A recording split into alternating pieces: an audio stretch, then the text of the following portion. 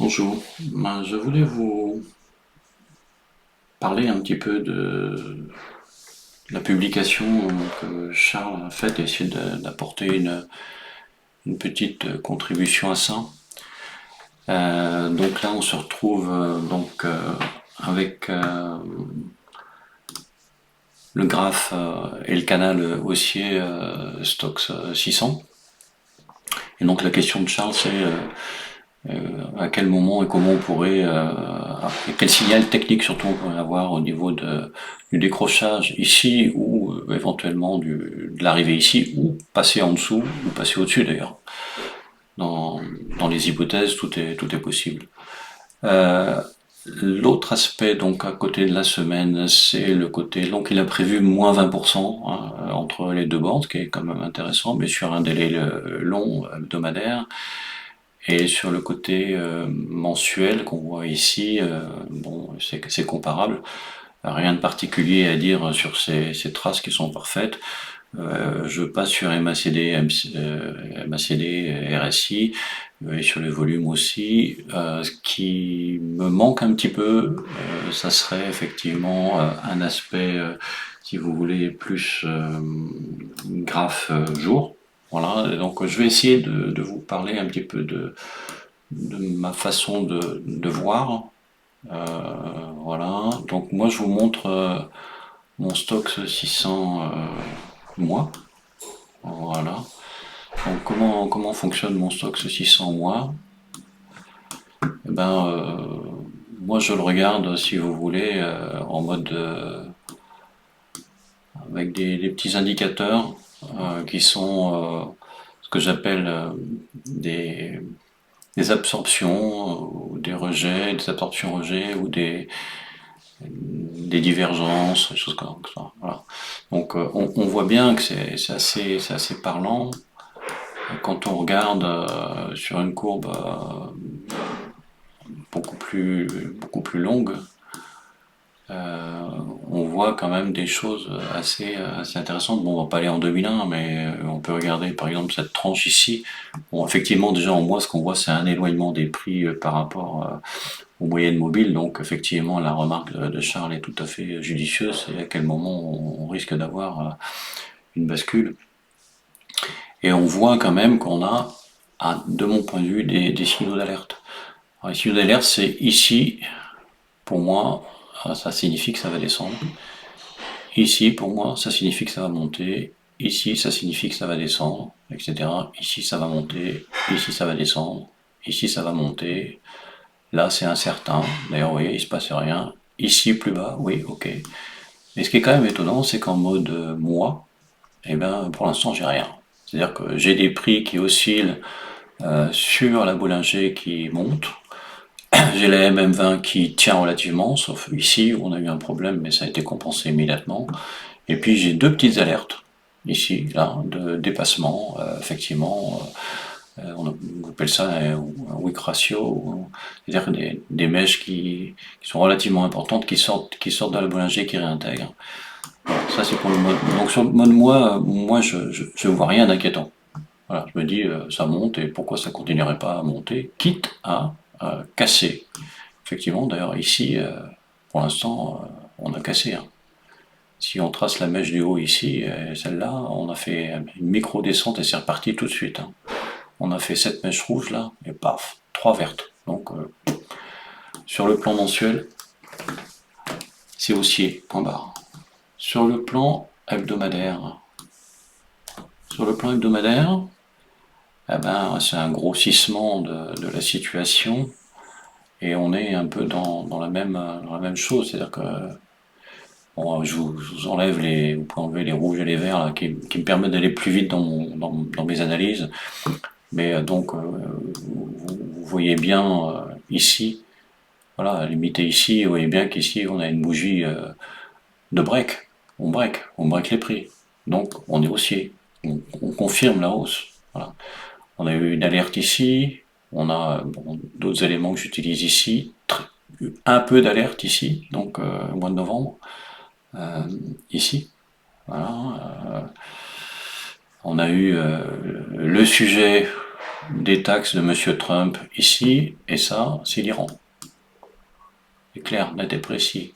Alors quand je vois ça, moi, j'assimile cet aspect de graphe à celui-ci, c'est-à-dire, ou à celui-ci encore plus petit, mais ce que certains appellent un vériversal ou une tasse anse, prix, donc V anse, tasse, anse, hop, et ça repart, donc vériversal, plat, voilà. D'autres appellent ça une tête inversée, enfin vous appelez ça comme vous voulez, parce que c'est jamais parfaitement conforme à la figure extraordinaire que l'on voit.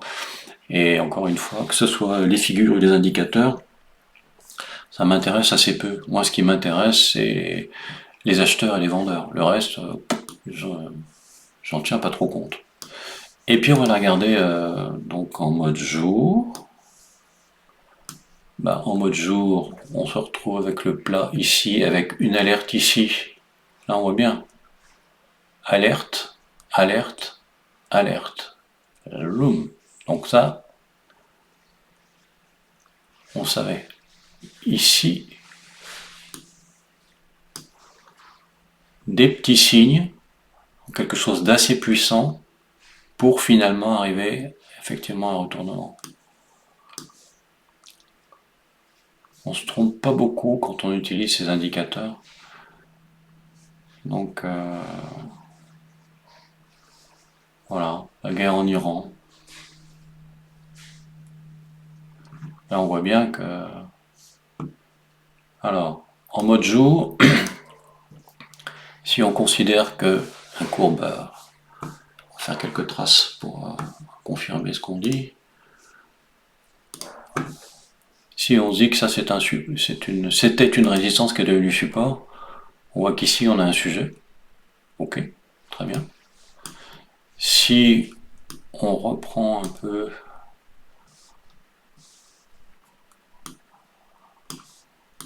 Alors, je ne veux pas reprendre la trace moi, mais je devrais le faire. On sait que ça, c'est très exponentiel. Donc la trace de Charles, elle est par ici, en fait. Mais si je reprends une trace en mode plus spéculative, plus mode jour, et si on considère qu'un individu est capable de récidiver les mêmes âneries successivement, on peut considérer les âneries, ça faut que j'enlève, les âneries trumpiennes, un épisode, deux épisodes, se dire que bon, s'il nous fait une troisième ânerie, on viendra chercher ici. Voilà, donc il ferait déjà très profond, on est bien d'accord. Et puis après, on trace. J'invente pas les traces, hein. J'étais à l'école de Julien là-dessus. Donc ça serait méchant. Voilà. Mais c'est un support. Ok. Après, on a un autre support qui est ici. Que je vous trace. On voit bien que là. Voilà. Puis on en a encore un ici. Voilà. Donc après, vous avez simplement à choisir dans quel espace-temps et avec quel modèle management vous avez pour traiter ce genre de situation. Là, vous êtes dans le spéculatif. Ok. Là, vous êtes ici dans le fort swing, swing élargi. Ici, avec cette zone qui est très intéressante. Je vous montre aussi, moi je traite ça. Ok, ça c'est une résistance importante. Si vous arrivez ici, vous êtes dans du très joli swing. Si les prix viennent ici ou ici, vous êtes dans du très joli swing parce que vous avez cassé la MM1, cassé la MM50 et vous allez la MM200 dessous. Comme vous êtes dans quelque chose qui est très exponentiel, il faut élargir vos espaces temps pour savoir vos espaces valeurs pour savoir à quel endroit vous risquez d'aller. Vous n'êtes pas à l'abri de vous retaper quelque chose d'assez puissant. Donc ça, pour moi, c'est super intéressant. Alors, après, là, vous êtes dans le suivant, et là, vous êtes dans du long terme. Bon, voilà, quand on a dit ça, je crois que vous n'avez plus qu'à choisir votre profil et que tout est dit. Voilà. Pour revenir sur la question quand même de Charles, très intéressante, qui concerne notamment le sujet mensuel et dans quelles conditions on serait amené à casser par le bas son canal haussier. Eh bien, alors, il a dit 6 ans, donc on est en 2026, donc 10 ans ça serait ici, donc on peut dire qu'en 2020, 6 ans ça serait ici pour Charles. Donc je trace éventuellement ce qu'il a tracé. On va être sympa. On va faire un truc un peu comme ça. Voilà. Ça pourrait ressembler à ce que Charles a tracé. Donc qu'est-ce qu'il nous faudrait pour arriver ici ou casser ça? Bien, je me pose sérieusement la question parce que même en arrivant ici, on serait toujours haussier. On perd moins 20% ici.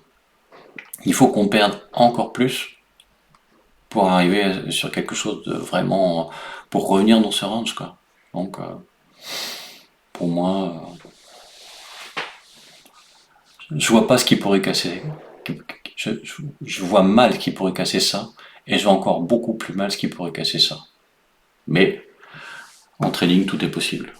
Voilà. Donc, quand on est dans les hypothèses, allons jusqu'au bout. Tout est toujours possible. Allez, je vous souhaite de bons trades.